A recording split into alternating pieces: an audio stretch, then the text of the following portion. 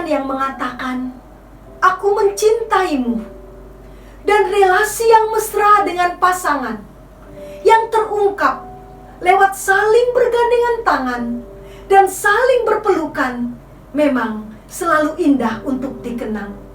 Semoga berapa tahun pun usia pernikahan kita, baik kata-kata maupun relasi yang mesra, tak pernah bosan kita nyatakan dalam hidup kita sebagai suami istri. Seperti diungkapkan oleh kata-kata dalam medley 2 lagu ini.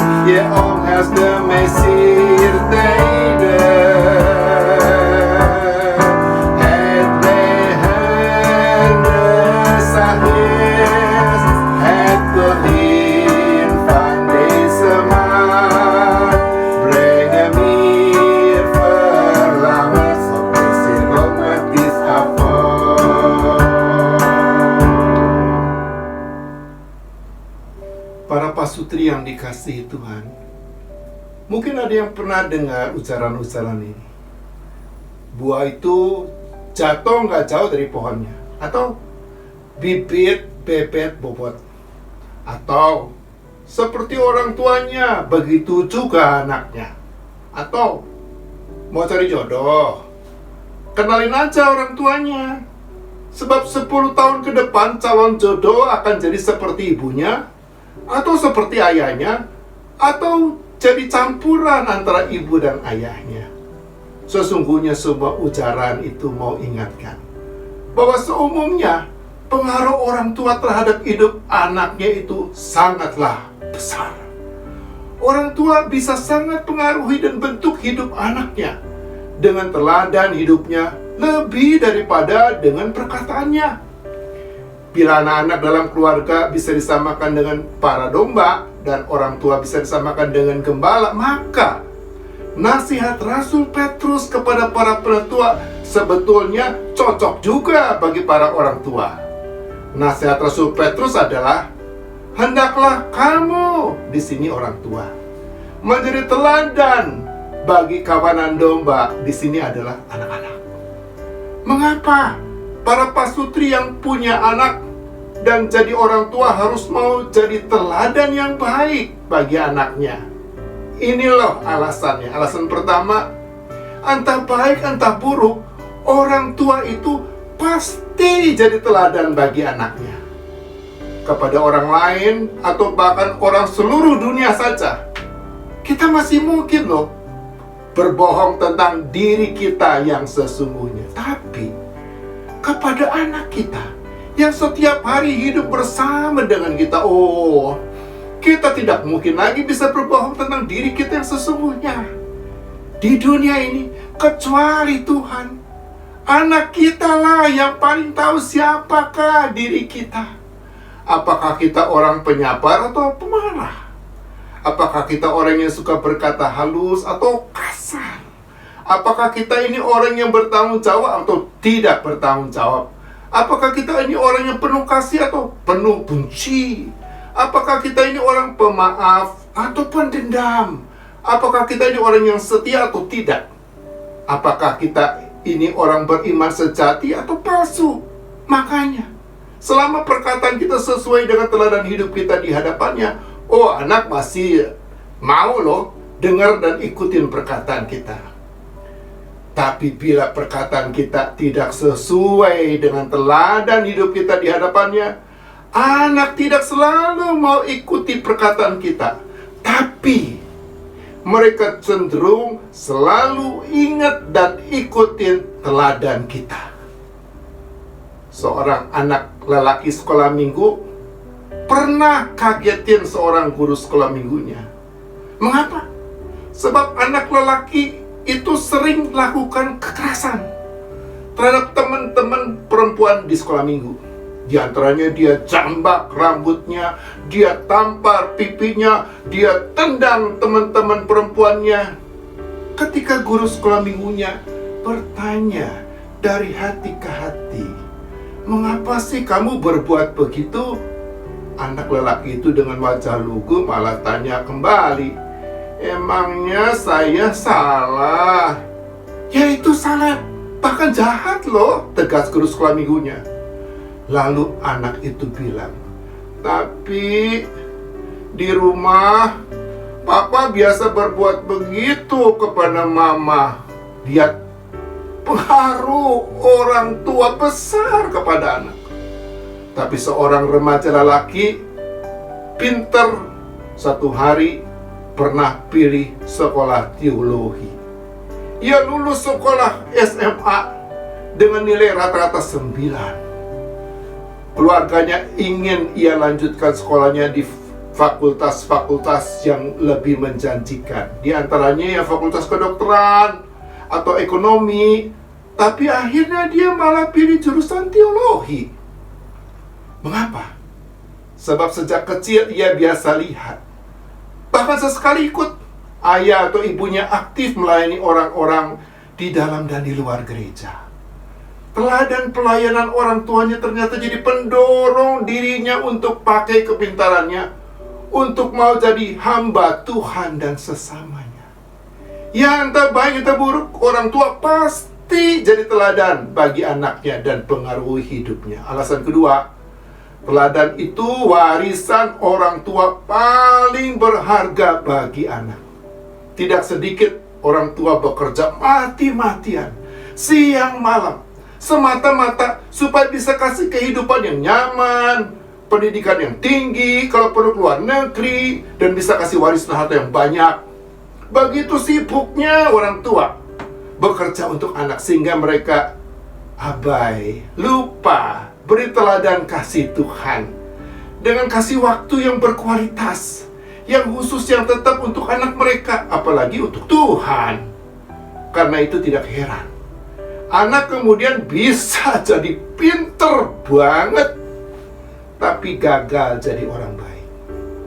Dalam pernikahan gagal, dalam pekerjaan kurang berhasil. Begitu juga dalam pergaulan. Anak juga bisa punya warisan kekayaan yang banyak, tapi bisa habis dalam sekejap.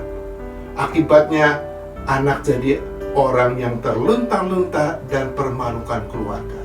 Seperti pernah terjadi atas orang tua dengan 5 anak lelaki dan perempuan. Karena punya sarang burung, orang tua itu kaya raya. Karena kaya raya, orang tua itu abai, lupa beri teladan hidup yang baik, yang takut akan Tuhan, yang tekun berbuat baik, yang mau kerja keras dan mau hidup tanggung jawab. Akibatnya, kelima anak itu nggak ada yang beres sekolah dan hidupnya. Sebab mereka sukanya bermalas-malasan, bersenang-senang. Ketika orang tuanya meninggal, hartanya banyak bisa habis dalam sekejap. Hidup pernikahan kelima anak itu hancur berantakan. Kelima anak itu kemudian hidup terlunta-lunta. Ada yang jadi dukun, jadi pecandu narkoba, jadi peminta-minta. Tapi pernah terjadi juga atas seorang ayah dalam satu keluarga. Dengan istrinya dia dikaruniai 3 anak lelaki.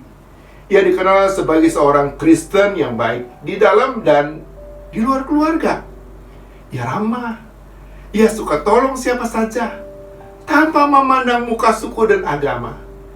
Biar tekun bekerja apa saja, sayangnya ia kurang berhasil dalam pekerjaan. Syukurnya istrinya punya usaha kecil. Hasilnya jadi bisa tutupin kekurangan penghasilan suami. Satu hari dia meninggal mendadak karena serangan jantung. Oh, banyak sekali orang yang sedih dan kehilangan dirinya. Di pemakaman ayahnya, di hadapan banyak orang, anak sulung lelakinya kasih kata sambutan.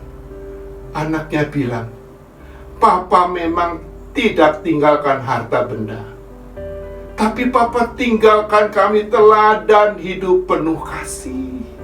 Selama hidupnya, Papa nggak pernah berbuat kekerasan sama Mama. Papa nggak pernah otoriter. Papa juga selalu kasih waktu buat Mama dan anak-anak. Setiap hari kalau kami anak-anak mau tinggalin rumah, Papa hampir selalu cium kami anaknya dan bilang, 'Papa sayang sama kamu.' Karena itu biarpun Papa sudah nggak ada, teladan kasih Papa akan terus kami terusin. Kami akan terus kasihi Tuhan, Mama satu sama lain, dan sebanyak mungkin orang."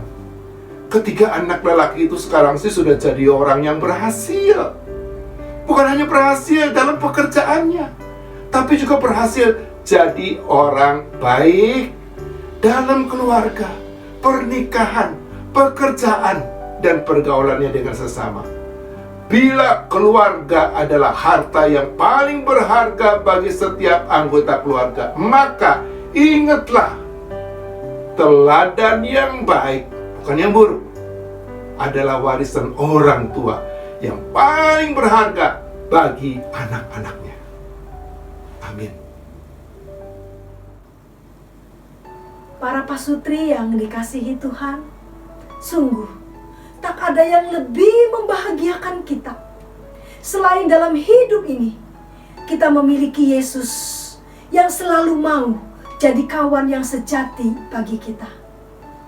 Sebagai kawan yang sejati, Yesus selalu mau bukan hanya mendengarkan keluhan dan pergumulan kita, tetapi Ia juga selalu mau menolong jatuh bangun kita untuk bisa jadi teladan di tengah keluarga kita. Karena itu mari kita bawa dalam doa segala pergumulan dan kesusahan kita.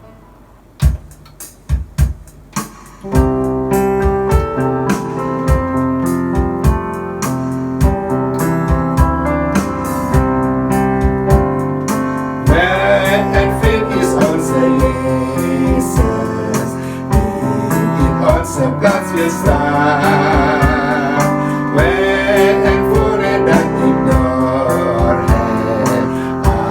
The friend of my heart. This was never may feel afraid. This will dwell on certainly. Yes, on that when I'll be pregnant in her battle on Savi. Belas beladen internet hadret dorsal di berhelan on setufla set on sedut and war ason finden on sverladen highway bidet on the hill inset arbor set by faith. Verlaat ons niet meer meer. Verlaat ons niet meer meer. Verlaat ons niet meer meer. Sampai bertemu lagi dalam acara Kasur Online episode berikutnya. Tot ziens.